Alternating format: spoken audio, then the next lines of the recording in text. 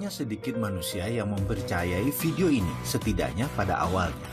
Berani bertaruh, video ini menjawab banyak pertanyaan penting dalam sejarah umat manusia dalam mencari kemakmuran. Untuk sebagian orang, jawaban tersebut akan sangat menggetarkan. Bahkan, tidak ada mirip-miripnya dengan pengetahuan yang telah ada atau yang biasa Anda dengar sebelumnya.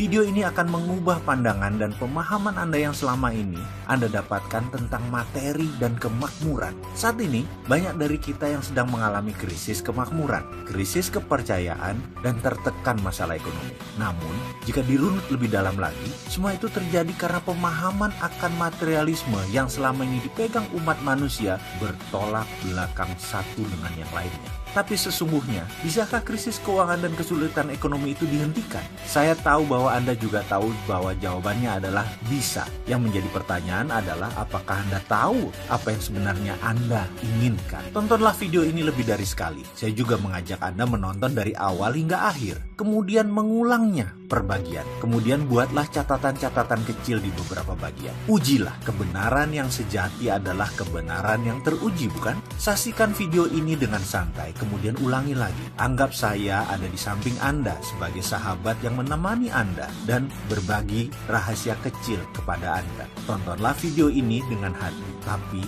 pastikan gunakan lebih dari satu hati. Hati-hati. Banyak informasi dalam kehidupan ini, terutama dalam mencari kemakmuran, menjadi tidak akurat setelah Anda menonton video ini. Tetapi garansi, pasti hasilnya lebih baik. Itulah jawaban mengapa dunia sekarang dalam bahaya yang sangat besar, karena kemakmuran seakan tidak bisa dicapai oleh semua orang. Hanya segelintir orang yang kebetulan bernasib baik memperolehnya. Kembali pilihan ini ada pada kita. Siapkah Anda menulis sejarah hidup Anda? Kita mulai dengan otak sama, nasib beda. Ketika berbicara soal kemakmuran, prosperity conscious atau kesadaran kaya, selalu menjadi hal pertama yang saya bahas adalah kata-kata. Ini menekankan bahwa cara kerja otak adalah pilihan. Jadi bagaimana Anda memprogram otak Anda untuk menjadi seorang yang kaya, Andalah yang menentukan. Artinya, kaya itu pilihan. Siapa yang ingin mendapatkannya pasti dapat, karena kaya itu hak semua orang. Ini sekilas fakta tentang otak. Bangsa manapun di dunia, ukuran otaknya, baik ukuran panjang syarafnya,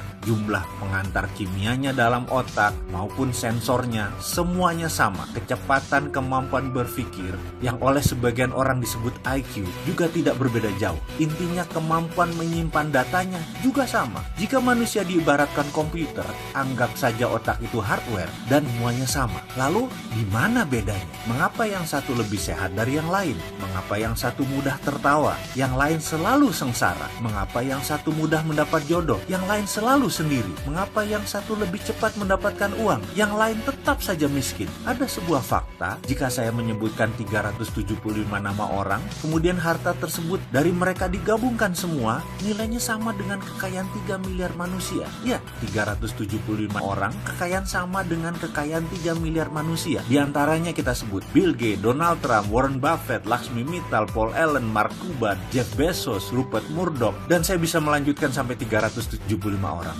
Orang-orang seperti mereka ini memiliki jumlah kekayaan sama dengan 3 miliar manusia digabungkan. Jadi kesimpulan, otak sama, nasibnya beda. Nasib, ini batu sandungan pertama. Ada sebuah sistem pada manusia yang namanya belief system atau sistem keyakinan. Ini ditanam di subconscious atau di pikiran bawah sadar seseorang. Jika sudah ditanam di posisi ini, untuk mengubahnya perlu teknik khusus. Kalau menggunakan cara biasa, tidak akan pernah berubah. Misalnya, kebiasaan merokok. Maaf ya, saya mengambil contoh merokok karena mudah dipahami. Saya tidak merokok, tapi saya bukan anti orang perokok. Prinsip saya merokok itu baik, tidak merokok itu lebih baik. Itu hanya sebuah pemahaman dan pengambilan posisi dalam melihat sesuatu. Kembali ke merokok sebagai contoh. Dalam iklan televisi, dikatakan secara vulgar, merokok bisa menyebabkan kanker, gagal janin, penyakit paru-paru, dan lain sebagainya. Apakah dibaca oleh setiap perokok? Ya, namun apakah mereka lantas berhenti merokok karena takut akan peringatan tersebut? Tidak juga. Mengapa? Itulah kerja otak.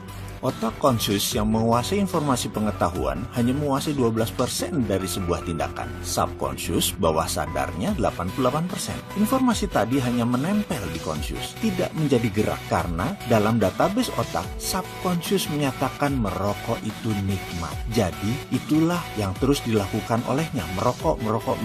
Subkonsius lah yang berkuasa, 5 kali lebih kuat dari kekuasaannya konsius. Sekarang kita kembali ke prosperity conscious atau kesadaran kemakmuran atau IQ kaya atau tulang kaya atau balung sugih. Apapun itu, bagi mind master atau sang pemilik otak, ini semacam software. Jadi 375 orang kaya memiliki software ini, sedangkan 3 miliar manusia belum memiliki software ini. Bisa menerima? Masih berat? Masih bertanya, di mana itu nasib? Ya, ini pertanyaan kecil dari kelompok besar. Ini pertanyaan saya pula. Saya mengalami jalan kehidupan yang turun naik seperti gelombang laut selagi badai. Saya pernah memiliki materi berlimpah, tapi 3 tahun kemudian tinggal di rumah kontrakan dan masih menanggung hutang yang besar lagi. Kemudian kembali berlimpah materi, kemudian kembali terpuruk, kembali lagi naik ke atas, lalu berbalik begitu sampai di puncak. Saya sudah mengalami beragam kisah untuk bisa menjadi diri saya sekarang.